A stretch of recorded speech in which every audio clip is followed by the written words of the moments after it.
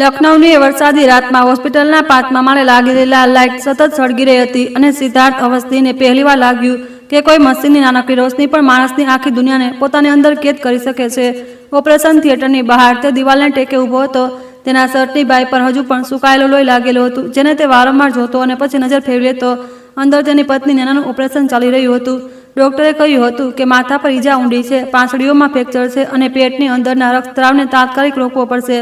પસાર થતી દરેક મિનિટ તેની છાતી પર કોઈ ભારે પથ્થરની જેમ બેસી રહી હતી. ત્યારે જ મોબાઈલની સ્ક્રીન ઝબકી. કોલ તેના મોટા બનાવી વિક્રમ સક્સેનાનો હતો. સિદ્ધાર્થે કોલ કાપી નાખ્યો. પછી બીજો, ત્રીજો, 7મો, 12મો કોલ આવ્યો. તેને લાગ્યું કે કદાચ પરિવાર જે પહાડી રિઝોર્ટમાં રોકાયો હતો ત્યાં કોઈ મુશ્કેલી આવી ગઈ છે. પરંતુ 20મો કોલ ઉપાડતા જ બીજી તરફથી હાસ્ય, સંગીત અને ગ્લાસ ટકરાવાનો અવાજ સંભળાયો. વિક્રમે હાલચાલ પૂછ્યા વિના જ કહ્યું, સિદ્ધાર્થ, જલ્દીથી 25 લાખ ટ્રાન્સફર કરી દે. માએ બધાની સામે શાહી ડિનરની જાહેરાત કરી દીધી છે અને કાર્ડની લિમિટ પૂરી થઈ ગઈ છે. સિદ્ધાર્થને લાગ્યું જાણે કોઈએ તેના કાનમાં પીગળેલું શીશું રેડી દીધું હોય. તેણે હોસ્પિટલની કાચની બારીમાંથી અંદર જોયું. નેના સફેદ ચાદર વચ્ચે ભાગ્યે જ ઓળખાઈ રહી હતી. તેના ચહેરા પર ઓક્સિજન પાસ હતો, વાળમાં સુકાયેલું લોહી અને હાથમાં ઘણી નળીઓ લાગેલી હતી. બીજી તરફ પરિવાર સિમલા પાસેની એક હેરિટેજ હોટલમાં જન્મદિવસની ઉજવણી કરી રહ્યો હતો. તેની માતા વિમલા દેવી, મોટી બહેન રચના અને બનેવી વિક્રમ એ જ સાંજે એમ કહીને હોસ્પિટલથી નીકળી ગયા હતા કે બુકિંગ રદ કરવાથી ઘણું નુકસાન થશે. સિદ્ધાર્થે ધીમા અવાજે પૂછ્યું, શું તને યાદ છે કે નેના ઓપરેશન થિયેટરમાં છે? થોડી ક્ષણો મૌન છવાઈ ગયું. પછી વિક્રમ હસ્યો. ડોક્ટરો છે ને ત્યાં, તું બેઠો છે. આપણે બધા પાછા ફરીને શું કરી લઈશું? માનો 70મો જન્મદિવસ ફરીથી નહીં આવે. પાછળથી રચનાનો અવાજ આવ્યો. એને કહે કે ભાવુક ન બન. નેનાએ હંમેશાથી ઘરની ખુશી બગાડી છે. અને પછી વિમલા દેવીનો કઠોર અવાજ સંભળાયો, પૈસા પરિવારના કામમાં નહીં આવે તો ક્યાં કામમાં આવશે? તે જ ક્ષણે સિદ્ધાર્થની અંદર વર્ષોથી જમા થયેલો સંકોચ અચાનક તૂટી ગયો. તેણે પહેલીવાર અટકાયા વિના કહ્યું, 1 રૂપિયો પણ નહીં જાય અને આજથી મારા વ્યવસાય, મારા ઘર અને મારા બેંક ખાતાઓ સુધી કોઈની પહોંચ નહીં રહે. વિક્રમનો અવાજ બદલાઈ ગયો. તેણે ધમકી આપી કે સંબંધો પૈસા કરતાં મોટા હોય છે. સિદ્ધાર્થે જવાબ આપ્યો, સંબંધો મોટા હોય છે, પરંતુ સંબંધોની આડમાં થતી લૂંટ તેનાથી મોટી નથી હોતી. તેણે કોલ કાપી નાખ્યો અને બેંકના પ્રીમિયમ હેલ્પલાઇન નંબર પર સંપર્ક કરીને તમામ સહાયક કાર્ડ સહિયારી ચૂકવણીથી મંજૂરીઓ આપી અને પારિવારિક ખર્ચના ખાતાઓ અસ્થાયી રૂપે બંધ કરાવી દીધા. પરંતુ જેવો તે પાછો ઓપરેશન થિયેટર તરફ આગળ વધ્યો, અંદરથી એક નર્સ દોડતી બહાર આવી. તેણે કહ્યું કે દર્દીએ થોડી સેકન્ડ માટે આંખો ખોલી છે અને તેના પતિનું નામ લીધું છે. સિદ્ધાર્થને વિશેષ પરવાનગી આપીને અંદર લઈ જવામાં આવ્યો. નેનાની પાપણોમાં માંડ હિલચાલ થતી હતી. તેણે ધ્રુજતી આંગળીઓથી સિદ્ધાર્થનું કાંડું પકડ્યું અને તૂટતા શ્વાસમાં કહ્યું, માત્ર ખાતાઓ ન રોકતા. વિક્રમે સહકારી સર્કની મૂળ સભ્યપદ પુસ્તિકા લઈ લીધી છે અને માની સહી પણ. આગળના શબ્દો તેના હોઠમાં જ રહી ગયા. મોનિટર ઝડપથી વાગવા લાગ્યું અને ડોક્ટરે સિદ્ધાર્થને બહાર કાઢી મૂક્યો. સિદ્ધાર્થ ત્યાં જ થીજી ગયો. તેમની પારિવારિક કંપની કોઈ સામાન્ય ખાનગી પેઢી નહોતી. Awasthi handloom and textile union એક નોંધાયેલી ઉત્પાદક સહકારી સંસ્થા હતી, જેના માધ્યમથી લખનૌ, બારાબંકી અને સીતાપુરના સેંકડો વર્કરો કામ કરતા હતા. સભ્યપદ પુસ્તિકા, મૂળ પ્રસ્તાવ, રજિસ્ટર અને ડિજિટલ મતદાન ટોકન મળીને સંસ્થાની મિલકત પર નિયંત્રણ નક્કી કરતા હતા. તે દસ્તાવેજો વિના કોઈ પણ વ્યક્તિ સંસ્થાના ગોડાઉન, સરકારી સબસિડી, નિકાસ લાયસન્સ અથવા જમીન હસ્તાંતરણ પર પ્રભાવ પાડી શકે નહીં. નેના છેલ્લા ઘણા મહિનાઓથી કરી રહી હતી કે વિક્રમ સહકારી સંસ્થાને ખાનગી કંપનીમાં બદલીને તેને જમીન કોઈ રોયલ એસ્ટેટ ગ્રુપને વેચવાની યોજના બનાવી રહ્યો છે. સિદ્ધાર્થ દર વખતે આને પારિવારિક અસંપત્તિ સમજીને ટાળી દેતો હતો. તેને વિશ્વાસ હતો કે વિક્રમ સ્વાર્થી હોઈ શકે છે, પરંતુ આટલો મોટો દગો નહીં આપે. હોસ્પિટલની એ ઠંડી પડસાળમાં તેને પહેલીવાર અહેસાસ થયો કે તેનો વિશ્વાસ કદાચ નેના માટે સૌથી મોટો ખતરો બની ચૂક્યો હતો. 6 વર્ષ પહેલા જ્યારે સિદ્ધાર્થ અને નેનાના લગ્ન થયા હતા, ત્યારે તેમની પાસે ન તો મોટું ઘર હતું કે ન તો પ્રતિષ્ઠા. સિદ્ધાર્થનો પરિવાર જૂના લખનૌમાં પેઢીઓથી ચિકનકારી અને હાથશાળાના વેપાર સાથે જોડાયેલો હતો. પરંતુ તેના પિતાના મૃત્યુ પછી વ્યવસાય લગભગ ખતમ થઈ ગયો હતો. દેવું, વચેટિયાઓની મનમાની અને સસ્તા મશીન ઉત્પાદનોએ સ્થાનિક કારીગરોને કમર તોડી નાખી હતી. સિદ્ધાર્થ ડિઝાઇન વિશે સમજતો હતો, પરંતુ હિસાબ કિતાબમાં નબળો હતો. નેનાએ દિલ્હી યુનિવર્સિટીમાંથી અર્થશાસ્ત્રનો અભ્યાસ કર્યો હતો અને બાદમાં ડેવલપમેન્ટ ફાઇનાન્સ ક્ષેત્રે કામ કર્યું હતું. લગ્ન પછી તેણે નોકરી છોડીને પરિવારના વ્યવસાયને પુનર્ગઠિત કરવાનો નિર્ણય લીધો. તેણે વણકરોને અલગ અલગ કોન્ટ્રાક્ટરોને બદલે સહકારી સંસ્થામાં જોડ્યા, મહિલાઓના સ્વસહાય જૂથો બનાવ્યા, ઓનલાઈન વેચાણ શરૂ કર્યું અને સરકારી યોજનાઓ માટે અરજી લીધી. ધીરે ધીરે સંસ્થાએ માત્ર દેવું જ ન ચૂકવ્યું, પરંતુ ઘણા ગામોમાં નિયમિત રોજગારી પણ ઊભી કરી. રચના અને વિક્રમની સ્થિતિ અલગ હતી. રચના સિદ્ધાર્થ કરતાં 8 વર્ષ મોટી હતી અને બાળપણથી જ ઘરના તેમના પ્રભાવ રહ્યો હતો. તેના લગ્ન કાનપુરના એક સંપન્ન વેપારી પરિવારમાં થયા હતા, પરંતુ વિક્રમે કેટલાક ખોટા રોકાણો અને દેખાડાની આદતોથી પોતાની આર્થિક સ્થિતિ બગાડી લીધી હતી. તે ક્યારેક આયાતનો વ્યવસાય, ક્યારેક રેસ્ટોરન્ટ તો ક્યારેક ડિજિટલ માર્કેટિંગની એજન્સી શરૂ કરતો હતો અને દરેક નિષ્ફળતા પછી સિદ્ધાર્થ પાસે મદદ માંગતો. સિદ્ધાર્થે બહેનના સન્માન ખાતર ઘણીવાર પૈસા આપ્યા, ક્યારેક બાળકોની સ્કૂલ ફી, ક્યારેક ઘરની EMI તો ક્યારેક નવા બિઝનેસના નામે મોટી રકમ.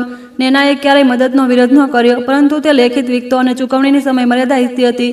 તેનું કહેવું હતું કે પારદર્શિતા સંબંધોને બચાવે છે. વિક્રમે આ વ્યવસ્થાને અપમાન સમજ્યું. તે હસીને કહેતો કે ઘરમાં પણ ઓડિટ થશે કે શું, અને રત્ના દર વખતે ઉમેરતી કે નેનાએ સિદ્ધાર્થને આપણાથી દૂર કરી દીધો છે. વિક્રમનો સાચો રસ ત્યારે વધ્યો જ્યારે સહકારી સંસ્થાએ રાજ્ય સરકાર તરફથી મોટી એક્સપર્ટ પ્રમોશન ગ્રાન્ટ મળી અને બહારના વિસ્તારમાં નવું લોજિસ્ટિક સેન્ટર બનાવવા માટે જમીન ફાળવવામાં આવી. તે જમીન 5 વર્ષમાં અનેક ગણી મોંઘી થઈ શકે તેમ હતી. વિક્રમે કાજ પ્રસ્તાવ મૂક્યો અને સહકારી સંસ્થાને ભંગ કરીને પ્રાઇવેટ લિમિટેડ કંપની બનાવવામાં આવે, જેમાં પરિવારના સભ્યો ડિરેક્ટર હોય. તેણે કહ્યું કે આનાથી રોકાણ આવશે અને સંસ્થા ઝડપથી આગળ વધશે. નેનાએ સ્પષ્ટ વિરોધ કર્યો. તેના કહેવા મુજબ એવું કરવાથી વણકરોના મતદાન અધિકાર ખતમ થઈ જશે અને મિલકત અમુક લોકોના હાથમાં જતી રહેશે. સિદ્ધાર્થે વિવાદથી બચવા માટે પ્રસ્તાવને આગળ ન વધાર્યો, પરંતુ તેણે વિક્રમને સંસ્થાના માર્કેટિંગ સલાહકાર તરીકે સીમિત ભૂમિકા આપી દીધી. આ તેની સૌથી ગંભીર ભૂલ હતી. 2 મહિના પહેલા વિમલા દેવીએ જાહેરાત કરી હતી કે તેઓ પોતાના 70મો જન્મદિવસ સાધારણ પૂજાથી નહીં, પરંતુ 5 દિવસના શાહી કૌટુંબિક સમારોહ સાથે ઉજવશે. રત્ના અને વિક્રમે સિમલા પાછળથી એક હેરિટેજ હોટલ પસંદ કરી, જ્યાં ખાનગી ભોજન, સંગીત સંધ્યા અને સ્થાનિક પ્રવાસનું મોંઘું પેકેજ હતું. કુલ અંદાજિત ખર્ચ લગભગ 42 લાખ હતો. નેનાએ કહ્યું કે તેઓ વિમલા દેવી માટે 1 લાખ વ્યક્તિગત રૂપે આપી શકે છે, પણ બાકીના ખર્ચમાં દરેક પરિવારે પોતાનો હિસ્સો આપવો પડશે. આ વાત પર ઘરમાં તોફાન મચી ગયું. વિમલા દેવીએ કહ્યું કે વહુ તેમને મહેમાનો સામે નીચા દેખાડવા માંગે છે. રત્ના રડવા લાગી કે તેના પતિની આર્થિક સ્થિતિ જાણી જોઈને બધાની સામે ખુલ્લી કરવામાં આવી રહી છે. વિક્રમે સિદ્ધાર્થને અલગ લઈ જઈને કહ્યું, માએ આખું જીવન તારા માટે ત્યાગ કર્યો, હવે તેમની છેલ્લી મોટી ઈચ્છા પર પણ તું હિસાબ કરીશ. સિદ્ધાર્થે વાતની ગંભીરતા સમજી, પણ તેમ છતાં તેણે વિક્રમને ખુલીને સામનો ન કર્યો. કારણ માત્ર વિશ્વાસ નહોતો, તેની માતાનું દબાણ પણ હતું. વિમલા દેવીનું કહેવું હતું કે જન્મદિવસ પહેલા કોઈ કૌટુંબિક વિવાદ ન થવો જોઈએ. તેમણે નેનાને દોષી ઠેરવી કે તે ઘરમાં અશાંતિ પેદા કરી રહી છે. સિદ્ધાર્થે નેનાને વિનંતી કરી કે સમારોહ પૂરો ન થાય ત્યાં સુધી તો કોઈ કાનૂની ફરિયાદ ન કરે. નેનાએ ખૂબ જ શાંત અવાજે પૂછ્યું, તું સમય માંગી રહ્યો છે કે મને ચૂપ રહેવાનું કહી રહ્યો છે? સિદ્ધાર્થે કહ્યું કે તે માત્ર પરિવારને તૂટતા બચાવવા માંગે છે. નેનાએ જવાબ આપ્યો, પરિવાર ત્યારે નથી તૂટતો જ્યારે સાચું બોલવામાં આવે. પરિવાર ત્યારે તૂટે છે જ્યારે કોઈ એકને શાંતિ માટે બીજાની ગરિમા અને સુરક્ષા ગીરવે મૂકી દેવામાં આવે. સમારોહના 3 દિવસ પહેલા નેનાએ કેટલાક દસ્તાવેજો શોધી કાઢ્યા. એક ખાનગી કન્સલ્ટિંગ કંપનીએ સહકારી સંસ્થાના નામે મિલકતનું મૂલ્યાંકન કરાવ્યું હતું. રિપોર્ટમાં લોજિસ્ટિક સેન્ટરની જમીને ઔદ્યોગિક ગોડાઉન પ્રોજેક્ટ માટે યોગ્ય ગણાવાઈ હતી. રિપોર્ટ મંગાવનાર વ્યક્તિ તરીકે વિક્રમના સહાયકનું નામ હતું. એ જ ફાઇલમાં એક ડ્રાફ્ટ પ્રસ્તાવ મળ્યો, જેમાં લખ્યું હતું કે સહકારી સંસ્થાના બહુમતી સભ્યોએ જમીન 30 વર્ષની લીઝ પર આપવાની મંજૂરી આપી દીધી છે. પ્રસ્તાવ પર ઘણા સભ્યોની સહીઓ સ્કેન કરીને લગાવવામાં આવી હતી. કેટલીક સહીઓ એવા વૃદ્ધ વણકરોની હતી જેઓ ભણતા લખતા પણ નહોતા જાણતા. નેનાએ ફાઇલ સુરક્ષિત કરી લીધી અને પોતાના વિશ્વાસપાત્ર વકીલને મોકલી દીધી. તેણે સિદ્ધાર્થને કહ્યું કે હવે મામલો માત્ર પારિવારિક લાલચનો નથી, સંગઠિત છેતરપિંડીનો છે. સિદ્ધાર્થે એ જ સાંજે વિક્રમને બોલાવ્યો. મીટિંગ જૂનાગઢની લાઇબ્રેરીમાં થઈ, જ્યાં સાગના ભારે કબાટ અને પિત્તળના લેમ્પની વચ્ચે હવા પણ તણાવપૂર્ણ લાગી રહી હતી. નેનાએ દસ્તાવેજો સામે મૂક્યા અને પૂછ્યું કે મિલકતનું મૂલ્યાંકન કોના નિર્દેશ પર કરવામાં આવ્યું. વિક્રમે પહેલા અજાણ બનવાનો પ્રયાસ કર્યો, પછી કહ્યું કે તે સંસ્થાના હિતમાં શક્યતાઓ જોઈ રહ્યો હતો. તેણે દાવો કર્યો કે લીઝથી મોટી આવક થઈ શકે છે. નેનાએ પૂછ્યું કે સામાન્ય સભાની મંજૂરી વિના ડ્રાફ્ટ પ્રસ્તાવ કેમ કરવામાં આવ્યો. વિક્રમનો ચહેરો કઠોર થઈ ગયો. તેણે કહ્યું કે મોટા નિર્ણયો લેવા માટે ક્યારેય કાગળ પહેલા તૈયાર કરવા પડે છે. નેનાએ જવાબ આપ્યો, કાગળ તૈયાર કરવા એ અલગ વાત છે, મૃત સભ્યો અને નિરીક્ષણ વણકરોના નકલી હસ્તાક્ષર કરવા અલગ. વિમલા દેવી અને રચનાને જાણે પહેલાથી જ જાણ હતી.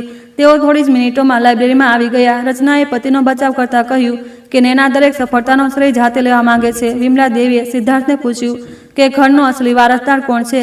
તેની પત્ની. તેમણે કહ્યું કે સહકારી સંસ્થાનો પાયો સિદ્ધાર્થના પિતાએ નાખ્યો હતો. તેની મિલકત પરિવારની છે. નેનાએ સમજાવ્યું કે પિતાએ સંસ્થાની પ્રારંભિક મૂડી આપી હતી, પણ નોંધણી પછી મિલકત તમામ સભ્યોની સામૂહિક બની ગઈ. વિમલા દેવી આને કાયદાની ચાલાકી કહી. સિદ્ધાર્થે તે રાત્રે સ્પષ્ટ નિર્ણય લેવા બદલે મીટિંગ મુલતવી રાખી. તેણે કહ્યું કે સમારોહ પછી સ્વતંત્ર તપાસ થશે. નેનાએ તેની તરફ એવી રીતે જોયું જાણે તે પહેલાથી જ પરિણામ જાણતી હોય. મુસાફરીના દિવસે સવારથી લખનૌમાં ગાઢ વાદળો છવાયેલા હતા. સિદ્ધાર્થને એક સરકારી પ્રદર્શનના અંતિમ નિરીક્ષણ માટે જવું પડ્યું. નેનાએ સમારોહમાં હાજરી આપવાની ના પાડી દીધી, કારણ કે તે જ દિવસે કોઓપરેટિવ બેંકના ઓડિટ અધિકારીઓ આવવાના હતા. વિમલા દેવી આને પોતાનું જાહેર અપમાન માન્યું. તેઓ સીડી પાસે ઊભા રહીને બોલ્યા, જે વહુ પાસે સાસુના જન્મદિવસ માટે સમય નથી, તે આ ઘરની લક્ષ્મી કેવી રીતે હોઈ શકે? નેનાએ જવાબ આપ્યા વિના તેમની દવાઓ વ્યવસ્થિત કરી. સાલ બેગમાં મૂકી અને હોટલની પુષ્ટિ નકલો રત્નાને સોંપી દીધી. તું પછીથી આવી જજે, અહીંના કાગળોની ચિંતા ન કર, આખરે અમે પણ પરિવાર છીએ. તેની મુસ્કાન સિદ્ધાર્થને તે સમયે સામાન્ય લાગી, પણ નેનાએ તેને લાંબા સમય સુધી જતો જોયો. કાફલો નીકળ્યાના લગભગ 40 મિનિટ પછી વિમલા દેવીએ નેનાને ફોન કર્યો. તેમણે કહ્યું કે તેમનું હૃદયરોગનું ખાસ દવાઓનું બોક્સ ઘરમાં રહી ગયું છે અને આવનારા પડાવ સુધી તરત પહોંચાડવું પડશે. રત્નાએ ફોન પર ફરિયાદ કરી કે ડ્રાઈવર પાછો ફરી શકે તેમ નથી, કારણ કે હોટલ બુકિંગનો સમય વીતી જશે. નેનાએ ઘરે જઈને બોક્સ ઉઠાવ્યું. વરસાદ તેજ જઈ ચૂક્યો હતો. તેણે ટેક્સી બોલાવવાનો પ્રયાસ કર્યો, પણ અચાનક માનો બીજો ફોન આવ્યો. તેઓ ગભરામણમાં શ્વાસ ફૂલવાની વાત કહી રહ્યા હતા. નેના પોતાની કાર લઈને નીકળી પડી. રસ્તામાં તેને લાગ્યું કે પાછળ એક સફેદ એસયુવી સતત અંતર જાળવી રહી છે. તેણે 2 વાર રસ્તો બદલ્યો, પણ વાહન પાછળ જ રહ્યું. ગોમતીનગર સ્ટેશન પાસે એક નિર્મધાણી ફ્લાયઓવર પર એસયુવીએ અચાનક બાજુમાંથી દબાણ કર્યું. નેનાએ ટક્કરથી બચવા માટે ગાડી વાળી. કાર બેરીકેડ સાથે અથડાઈ અને ગોળ ફરીને રસ્તાની બાજુએ જઈને ભટકાઈ. અકસ્માતની જાણ સિદ્ધાર્થને એક રાહદારીએ કરી. તે હોસ્પિટલ પહોંચ્યો ત્યારે ડોક્ટરોએ નેનાને ઓપરેશન થિયેટરમાં લઈ જઈ રહ્યા હતા. પોલીસે કહ્યું કે મામલો સામાન્ય લપસવાનો અને કોઈ કાબુ ગુમાવવાનો લાગી રહ્યો છે, પરંતુ નેનાની કારના જમણા ભાગ પર બીજા વાહનના તાજા ઘસારાના નિશાન હતા. સિદ્ધાર્થે પરિવારને પાછા ફરવાનું કહ્યું. વિમલા દેવીએ થોડીવાર હોસ્પિટલમાં બેઠા પછી જાહેર કર્યું કે ડોક્ટરો તેમનું કામ કરી રહ્યા છે અને તેમના પાછા ફરવાથી નેનાની હાલત બદલવાની નથી. રત્નાએ હોટલના નોન રિફંડેબલ પેમેન્ટનો હવાલો આપ્યો. વિક્રમે સૌથી વધુ શાંતિથી કહ્યું, સિદ્ધાર્થ, તું પતિ છે, તારું રોકાવ યોગ્ય છે. આપણે માને નિરાશ ન કરી શકીએ. અને તેઓ ચાલ્યા ગયા. હવે એ જ રાત્રે ઓપરેશન પછી નેનાની ચેતવણીએ તમામ સંકેતોને એક તાંતણે બાંધી દીધા હતા. સિદ્ધાર્થે હોસ્પિટલથી જ સંસ્થાના મુખ્ય પ્રશાસક તસ્નીમ ખાનને ફોન કર્યો. તેણે તસ્મીનને તાત્કાલિક ઓફિસ પહોંચવાનું કહ્યું. અડધા કલાક પછી તસ્નીમે વિડીયો કોલ કર્યો. કબાટનું તાળું તૂટેલું નહોતું. રૂમ વ્યવસ્થિત હતો, પરંતુ પુસ્તિકા ગાયબ હતી. સુરક્ષા લોગમાં દેખાયું કે ઓફિસમાં પ્રવેશ વરિષ્ઠ પારિવારિક અતિથિ કોડથી થયો છે. તે કોડ માત્ર સિદ્ધાર્થ, નેના અને વિમલા દેવી પાસે હતો. એ જ સમયે કોઓપરેટિવ બેંકમાંથી મેસેજ આવ્યો કે બીજા દિવસે એક ખાસ સામાન્ય સભાના આધારે મોટી લોનની અરજી પ્રક્રિયા શરૂ થવા જઈ રહી છે. પ્રસ્તાવમાં સંસ્થાની જમીનને સુરક્ષા તરીકે રાખવાની મંજૂરી નોંધવામાં આવી હતી. સિદ્ધાર્થે સ્ક્રીન પર દસ્તાવેજ જોયો. તેની નીચે વિમલા દેવીની સહી હતી અને સભ્યોની ડિજિટલ સ્વીકૃતિનો સારાંશ જોડાયેલો હતો. તે જાણતો હતો કે આવી કોઈ બેઠક થઈ જ નહોતી. તસ્નીમે જણાવ્યું કે સિસ્ટમમાં મતદાન રાત્રે 9 થી 10 વાગ્યાની વચ્ચે નોંધાયું હતું. બરાબર એ જ સમયે જ્યારે આખો પરિવાર હોટલના ભોજનમાં હતો. ડિજિટલ ટોકન સાથે જોડાયેલા લોકેશન સિગ્નલોમાંથી એક એ જ હેરિટેજ હોટલનું નેટવર્ક બતાવી રહ્યું હતું. સિદ્ધાર્થનો શ્વાસ ભારે થઈ ગયો. આ માત્ર ચોરી નહોતી. કોઈ વ્યક્તિ સહકારી સંસ્થાના સેંકડો સભ્યોની સામૂહિક મિલકતને નકલી લોકતાંત્રિક પ્રક્રિયા દ્વારા કાયદેસર બતાવીને પચાવી પાડવા જઈ રહ્યો હતો. તેણે વિક્રમને ફોન કર્યો, પણ કોલ ન ઉપાડ્યો. થોડી મિનિટો પછી મેસેજ આવ્યો, અત્યારે માનો કાર્યક્રમ ચાલી રહ્યો છે, વ્યવસાયિક વાત સવારે કરીશું. સિદ્ધાર્થે જવાબ આપ્યો, સભ્યપદ પુસ્તિકા તારી પાસે છે. કોઈ જવાબ ન આવ્યો. તેણે બીજી વાર લખ્યું, નકલી સામાન્ય સભા, લોન અરજી અને જમીન ગીરવે મૂકવાનો પ્રસ્તાવ અટકાવી દેવામાં આવ્યો છે. તું તરત પાછો ફર. આ વખતે વિક્રમે માત્ર એટલું જ લખ્યું, તે દરેક દસ્તાવેજ પર કાયદેસરની સહીઓ છે. ભાવનાઓમાં આવીને તારી જાતને નુકસાન ન પહોંચાડ. આ વાક્યે સિદ્ધાર્થની શંકાને લગભગ નિશ્ચિત કરી દીધી. એક નિર્દોષ વ્યક્તિ પૂછત કે શું થયું છે. વિક્રમ સીધી માન્યતાની વાત કહી રહ્યો હતો. સિદ્ધાર્થ પાછો નેનાના રૂમની બહાર આવ્યો. કાચની પેલે પાર તે ગાઢ નિંદ્રામાં હતી. તેના ચહેરા પર પીડા હતી, પણ એ જ સ્ત્રી થોડા કલાકો પહેલા પણ પોતાના જીવ કરતાં વધુ પેલા વણકરોના અધિકારીની ચિંતા કરી રહી હતી. સિદ્ધાર્થે પહેલીવાર પોતાની અંદર ઉઠતા અપરાધબોધથી ભાગવાનું બંધ કર્યું. તે સમજી ગયો કે નેના આકલી વિક્રમ પાસે નહોતી લડી રહી. તે સિદ્ધાર્થની ચૂપી, વિમલા દેવીના આંધળા અધિકાર બોધ અને રચનાના ઈશાળુ અપમાન સાથે સામે લડી રહી હતી. તેણે વર્ષો સુધી શાંતિના નામે દરેક ખોટી માંગણીને થોડો થોડો રસ્તો આપ્યો હતો. હવે એ જ રસ્તો એક એવા દરવાજા સુધી પહોંચી ગયો હતો જેની પાછળ આખો વ્યવસાય, પરિવારની પ્રતિષ્ઠા અને સેંકડો ગરીબ કારીગરોનું ભવિષ્ય બંધ હતું. રાતના અંતિમ પહોરમાં તેણે 3 નિર્ણયો લીધા. પહેલો, બેંક અને સહકારી રજિસ્ટ્રારને ઇમરજન્સી વાંધો મોકલીને કોઈ પણ ક્ષણે લીઝ અથવા માળખાગત ફેરફારો પર રોક લગાવી. બીજો, મૂળ ડિજિટલ સર્વરની ફોરેન્સિક કોપી તૈયાર કરાવી, જેથી કોઈ ડેટા ભૂંસી ન શકાય. ત્રીજો, પરિવારને ચેતવણી આપ્યા વિના હોટલથી પાછા ફરવા દેવા, જેથી તેઓ આગામી પગલામાં વધુ જ પુરાવા છોડે. હવે તે ફોન પર બૂમો પાડીને તેને સાધન કરવા નહોતા માંગતો. તે જાણી ચૂક્યો હતો કે ભાવનાત્મક ટકરાવથી સત્ય બહાર નહીં આવે. સત્ય દસ્તાવેજો, સમય, સ્થળ અને લેવડ દેવડની સાંકળમાંથી બહાર આવશે. પરોઢિયાના થોડા સમય પહેલા નેનાએ ફરી આંખો ખોલી. સિદ્ધાર્થ તેની પાસે બેઠો. તેણે ધીમેથી કહ્યું, લોન અટકાવી દીધી છે, દસ્તાવેજો સુરક્ષિત કરાવી રહ્યો છું. આ વખતે હું તને એકલી નહીં છોડું. નેનાએ તેની સામે જોયું. તેની આંખોમાં રાહત કરતાં વધુ થાક હતો. તેણે પૂછ્યું, પરિવાર કે સત્ય? સિદ્ધાર્થ પાસે હવે કોઈ બહાનું નહોતું. તેણે તેનો હાથ પકડીને કહ્યું, સત્ય, કારણ કે જૂઠને બચાવીને કોઈ પરિવાર નથી બચતો. નેનાની આંખોમાંથી એક આંસુ વહ્યું. પરંતુ તેણે સ્મિત કરવાનો પ્રયાસ ન કર્યો. કદાચ તે વચન કરતાં વધુ સાબિતી ઈચ્છતી હતી. તસનીમનો મેસેજ આવ્યો. સરકારી સંસ્થાના સર્વર પર વધુ એક દસ્તાવેજ અપલોડ થયો હતો. જમીન લીઝની અંતિમ મંજૂરી, જેની તારીખ બીજા દિવસની હતી. ખરીદનાર કંપનીના ડિરેક્ટરોના નામમાં એક નામ જોઈને સિદ્ધાર્થની કરોડરજ્જુમાં ધ્રુજારી દોડી ગઈ. કંપનીના મુખ્ય ડિરેક્ટર કોઈના બહારના ઉદ્યોગપતિ નહીં, પણ તેની પોતાની બહેન રત્ના સક્સેના હતી. અને દસ્તાવેજમાં એ પણ નોંધાયેલું હતું કે પ્રારંભિક એડવાન્સ ચૂકવણી 15 કરોડ અગાઉથી જ એક એસ્કો એકાઉન્ટમાં જમા થઈ ચૂકી છે. અર્થાત આ યોજના કોઈ આવેશમાં નહોતી બની. મહિનાઓથી સોદો ચાલી રહ્યો હતો અને પરિવારનો જન્મદિવસ સમારોહ કદાચ માત્ર ઉત્સવ નહીં, નિયંત્રણ હસ્તાંતરણની રાત હતી. તેણે નેનાના રૂમની બહાર ઊભા રહીને મનોમન પ્રણ લીધું કે આગલી વખતે જ્યારે વિક્રમ તેની પાસે પરિવારના નામે પૈસા, દસ્તાવેજ કે મૌન માગશે તો તેને એ સિદ્ધાર્થ નહીં મળે જે દરેક વિવાદને ટાળી દેતો હતો. તેને હજુ એ ખબર નહોતી કે અકસ્માતમાં પીછો કરતી સફેદ એસયુવી કોની હતી. વિમલા દેવીએ શું જાણીને સહી કરી હતી અને રચના આ ષડયંત્રમાં કેટલી ઊંચાઈ સુધી સામેલ હતી. પરંતુ એક વાત સ્પષ્ટ હતી, જન્મદિવસના ગીતો અને શાહી રોશની પાછળ તેના પરિવારે એક એવો સોદો કર્યો હતો જેની કિંમત માત્ર જમીન કે પૈસા નહીં, નેનાનું લોહી હતું. અને જ્યારે સૂરજ પૂરી રીતે ઉગશે, સિદ્ધાર્થ અવસ્થીની પહેલી લડાઈ પોતાના જ ઘરથી શરૂ થશે. ભાગ 2. સવારે 7 વાગ્યે સુધીમાં હોસ્પિટલની બહારનો વરસાદ થંભી ગયો હતો, પરંતુ સિદ્ધાર્થની અંદર ઉઠતું તોફાન વધુ ઘેરાયું હતું. તસનીમે આખી રાત સર્વરની નકલો સુરક્ષિત કરાવી. તેણે સહકારી રજિસ્ટ્રાર, જિલ્લા ઉદ્યોગ કેન્દ્ર અને સંસ્થાની બેંકને લેખિત વાંધો મોકલી દીધો હતો. બેંકે અસ્થાયી રોકની પુષ્ટિ કરી દીધી, પણ ચેતવણી આપી કે જો હસ્તાક્ષર અને ડિજિટલ મતદાન કાયદેસર સાબિત થયા તો લોનની પ્રક્રિયા ફરીથી શરૂ થઈ શકે છે. સિદ્ધાર્થ સમજી ગયો કે માત્ર શંકા પૂરતી નથી, તેણે એ સાબિત કરવું પડશે કે સામાન્ય સભા ક્યારેય થઈ જ નહોતી. મતદાન ટોકન ચોરાયા હતા અને દસ્તાવેજો જાણી જોઈને ઊભા કરવામાં આવ્યા હતા. ડોક્ટરે જણાવ્યું કે નાનાની હાલત સ્થિર છે, પરંતુ આગામી 48 કલાક નિર્ણાયક રહેશે. તેને માથાનો સોજો ઓછો નહોતો થયો અને તેને સતત દેખરેખ હેઠળ રાખવી જરૂરી હતી. સિદ્ધાર્થ હોસ્પિટલ છોડવા માંગતો નહોતો, છતાં પણ નેનાના શબ્દો તેમના કાનમાં ગુંજી રહ્યા હતા. પરિવાર કે સત્ય? તેને તસનીમને હોસ્પિટલ બોલાવી.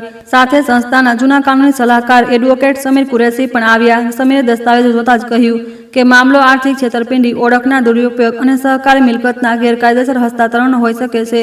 પરંતુ પોલીસમાં જતા પહેલા તેમણે પુરાવાઓની સુરક્ષિત સાંકળ બનાવવી પડશે, જેથી કોઈ એમ ન કહી શકે કે રેકોર્ડ પાછળથી બદલવામાં આવ્યા છે.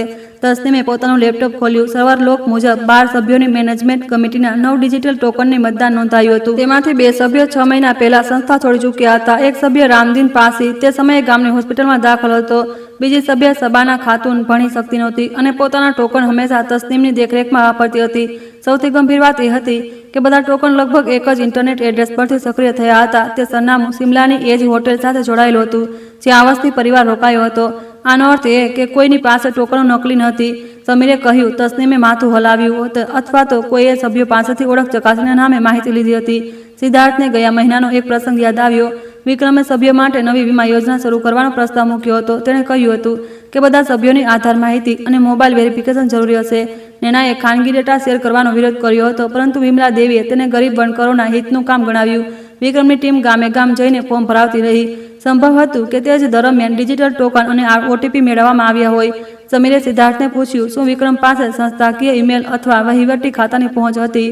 સત્તાવાર રીતે નહીં, સિદ્ધાર્થે જવાબ આપ્યો, પરંતુ તેને માર્કેટિંગ રિપોર્ટ અને ગ્રાહકના આંકડા જોવાની પરવાનગી હતી. તસનીમે જણાવ્યું કે 3 અઠવાડિયા પહેલા એક બહારના ટેકનિકલ સલાહકારને અસ્થાયી પ્રવેશ આપવામાં આવ્યો હતો. વિનંતી વિક્રમ તરફથી આવી હતી. સલાહકારનું નામ રોહિત તલવાર હતું. કામ પૂરું થયા પછી તેનો એક્સેસ બંધ થવો જોઈતો હતો, પરંતુ લોક બતાવી રહ્યો હતો કે તેનું ખાતું હજુ પણ સક્રિય હતું. સિદ્ધાર્થે સુરક્ષા અધિકારીનો ફોન કરીને રોહિતનો પૂરો રેકોર્ડ માંગ્યો. જવાબ આવ્યો કે નિમણૂક પત્રમાં આપેલું સરનામું અધૂરું હતું અને ઓળખપત્રની નકલ ધૂંધળી હતી. ચૂકવણી પણ સીધી કોઈ વ્યક્તિને નહોતી. આરટી ડેટા સોલ્યુશન નામની પેઢીને થઈ હતી. સમયે તરત જ કંપની રજિસ્ટ્રેશન રેકોર્ડ તપાસવાની સલાહ આપી. ત્યારે સિદ્ધાર્થના મોબાઈલ પર વિમલા દેવીનો વિડીયો કોલ આવ્યો. સ્ક્રીન પર સજાવેલો ડાઇનિંગ રૂમ હતો. પાછળ ફૂલોની ઝાલરો અને સોનેરી અક્ષરોમાં 70 વર્ષનું ગૌરવ લખેલું હતું. વિમલા દેવી રેશમી સાડી અને હીરાના હારમાં બેઠા હતા. તેમના ચહેરા પર થાક નહીં, પણ નારાજગી હતી. તે અમારા કાર્ડ કેમ બંધ કર્યા? તેમણે પૂછ્યું. નેના હોસ્પિટલમાં છે, સિદ્ધાર્થે કહ્યું, અને સંસ્થાના દસ્તાવેજો ચોરાયા છે. રત્ના તરત કેમેરાની સામે આવી ગઈ. તું અમને ચોર કહી રહ્યો છે? મેં કોઈનું નામ નથી લીધું, પણ તારો ઇશારો સ્પષ્ટ છે, તેણે કહ્યું. વિક્રમે સંસ્થાના વિકાસ માટે મહિનાઓ સુધી કામ કર્યું. હવે નેનાએ તારા મનમાં તેની વિરુદ્ધ ઝેર ભરી દીધું છે. વિક્રમ થોડે દૂર ઊભો રહીને ફોન જોઈ રહ્યો હતો. તેણે શાંત અવાજે કહ્યું, સિદ્ધાર્થ, બેંકની રોક હટાવ. સોદો અટકી ગયો તો સંસ્થા પર ભારે દંડ લાગશે. સિદ્ધાર્થે પૂછ્યું, કયો સોદો? રૂમમાં અચાનક મૌન છવાઈ ગયું. વિક્રમે વાત સંભાળવાનો પ્રયાસ કર્યો. મારો મતલબ સંભવિત રોકાણથી હતો. એ રોકાણકાર કંપનીની ડિરેક્ટર રચના કેમ છે? વિમલા દેવીનો ચહેરો બદલાઈ ગયો, પરંતુ રચનાએ અચકાયા વિના જવાબ આપ્યો, કારણ કે કોઈ બહારની વ્યક્તિ આપણી મિલકત પચાવી ન પાડે. પરિવારની અંદર કંપની બનાવી એ ગુનો નથી. સહકારી સંસ્થાની મિલકત તમારી નથી. વિમલા દેવીએ ટેબલ પર હાથ માર્યો. તે તારા પિતાની મહેનતથી બની છે.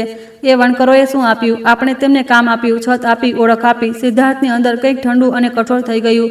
વર્ષોથી તે માની આવી વાતો સાંભળીને ચૂપ રહી જતો હતો.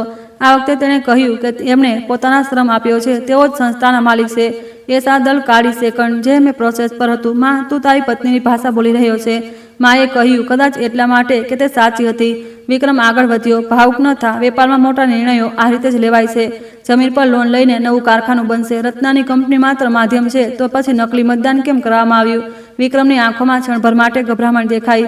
પછી તેણે કહ્યું કે તમે ટેકનોલોજી સમજતા નથી. ઘણીવાર સિસ્ટમ સામૂહિક સ્વીકૃતિ નોંધે છે. તસ્લીમે ધીમેથી ગણગણાટ કર્યો. જૂઠ. સિદ્ધાર્થે કોલ પૂરો કરતા પહેલા કહ્યું, બપોર સુધીમાં લખનૌ પાછા ફરો. કોઈ પણ દસ્તાવેજ નષ્ટ કર્યા તો તે અલગ ગુનો ગણાશે. વિમલા દેવી બૂમો પાડતા રહ્યા કે તેમણે તેમનો જન્મદિવસ બરબાદ કરી રહ્યો છે. પરંતુ સિદ્ધાર્થે ફોન કાપી નાખ્યો. થોડીવાર પછી હોટલ તરફથી પેમેન્ટ માંગતો મેસેજ આવ્યો. પરિવારે ખાનગી સંગીત સમારોહ, આયાતી ભોજન અને વધારાનો રૂમનો ઓર્ડર આપ્યો હતો. કાર્ડ બંધ હોવાના કારણે હોટલ બાકીની રકમ તાત્કાલિક માંગી.